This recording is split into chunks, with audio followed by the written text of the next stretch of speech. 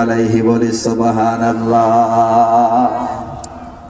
ইমামে আবু হানিফার অনেক মতামত পিছনে ফেলে ইমামে আবু ইউসুফ এবং ইমাম মুহাম্মদ যারা ছিলেন ইমামে আবু হানিফার দুইজন খাস ছাত্র, হাদিসের পরিভাষায় যাদেরকে সাহেবাইন বলা হয়।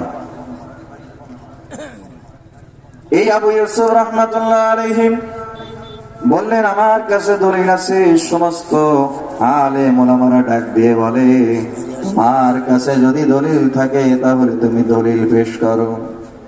ইমামে আবু ইউসুফ এবার কোরআন থেকে একটা সূরা তেলাওয়াত করে, ওয়াত্তিনি ওয়াজ-যাইতুনি ওয়া তুরি সিনিনা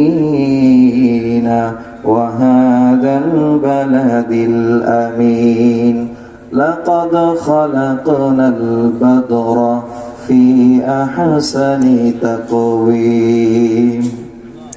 আলেম ওলামারা তাকায়, আর একটা ছোট্ট সূরা বলতে পারে না, সূরাটা ভুল পড়ে। আবার সে বড় বড় আলেমদের ভিতরে মাসলা দিতে আসছে, ভুল হয়েছে না ধরতে